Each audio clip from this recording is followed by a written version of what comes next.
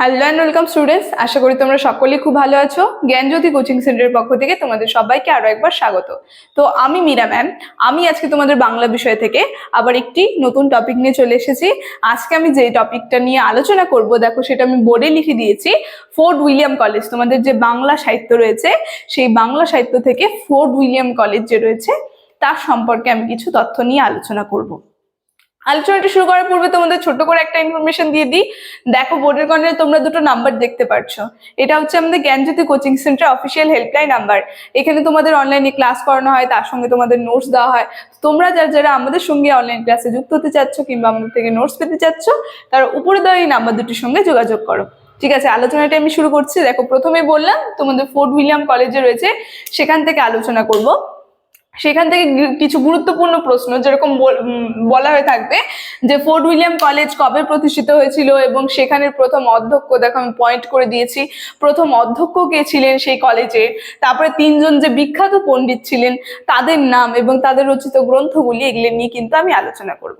দেখো, প্রথম fort William college সম্পর্কে আমি একটু বলে দিই যে এই যে বাংলা গদ্য সাহিত্যের বিকাশে ফোর্ট উইলিয়ামের অবদান সব থেকে বেশি স্মরণীয়।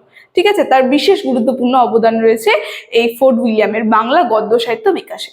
এবার আমরা যদি দেখি, বিদেশ থেকে আগত সিভিলিয়ান যারা ছিল তারা এই দেশের যে ভাষা সংস্কৃতি সেটাকে উন্নত করবে বলে এই ফোর্ট উইলিয়াম কলেজ প্রতিষ্ঠানটা গড়ে তুলেছিল। কিন্তু যেহেতু তারা আমাদের এই দেশের ভাষার সঙ্গে অতটা অবগত ছিল না, মানে অতটা তেমন অভিজ্ঞতা ছিল না, সেই কারণে তিনি কি করলেন, কিছু বাঙালি যে পণ্ডিত রয়েছে সেই পণ্ডিতদেরকে তুলে নিয়ে তারা সেই প্রতিষ্ঠানে বসালেন। এবং এই থেকে আমরা দেখলাম এতে কিন্তু এই বাঙালিদেরই বেশি লাভ হয়েছিল এবং তার সঙ্গে বাংলা গদ্য সাহিত্যেরও কিন্তু বিশেষ লাভ হয়েছিল।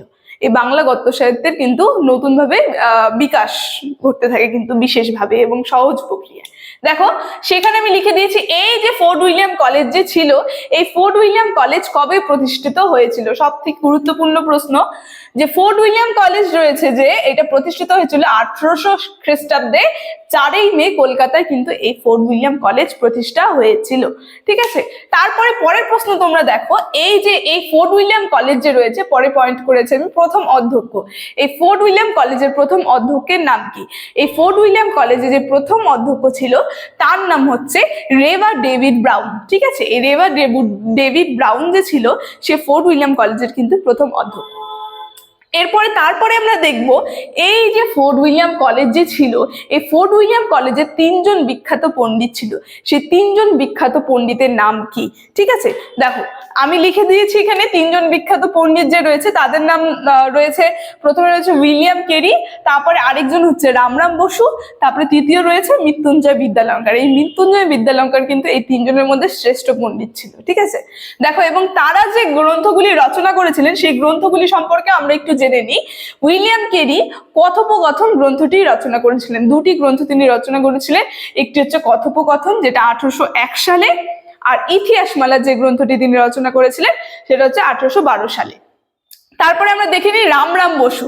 ঠিক আছে, রামরাম বসু যে রয়েছে, রামরাম বসু যে দুটি গ্রন্থ রচনা করেছিলেন সেই গ্রন্থগুলির নাম হচ্ছে রাজা প্রতিপাদিত্য চরিত্র, যেটা 1801 সালে তিনি লিখেছিলেন, আর তারপরে রয়েছে লিপিমালা, যেটা 1802 সালে তিনি রচনা করেছিলেন। ঠিক আছে, তারপরে আমরা দেখে নিই মৃত্যুঞ্জয় বিদ্যালঙ্কার। এই যে মৃত্যুঞ্জয় বিদ্যালঙ্কার যে রয়েছে তিনি এই তিনজনের মধ্যে শ্রেষ্ঠ ছিলেন। তো এর যে হচ্ছে গ্রন্থগুলি যে রয়েছে সেই গ্রন্থগুলি সম্পর্কে জেনে নিই। এই যে মৃত্যুঞ্জয় বিদ্যালঙ্কার তিনি কিন্তু সব থেকে বেশি গ্রন্থ এই তিনজনের মধ্যে রচনা করেছিলেন।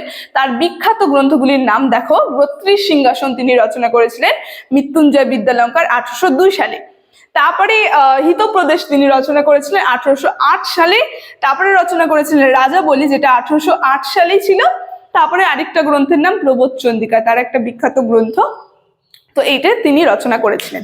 তো আজকে খুবই শর্টে আমি আলোচনা করলাম, খুবই কম আলোচনা করলাম, কিন্তু যে বিষয়গুলি আলোচনা করলাম গুরুত্বপূর্ণ কিছু বিষয় নিয়ে কিন্তু আমি আলোচনা করলাম। ঠিক আছে, তাহলে আলোচনাটা আমি এখানেই শেষ করছি। ভিডিওটি যদি তোমাদের ভালো লেগে থাকে অবশ্যই like, comment, share and subscribe করে দেবে। Thank you.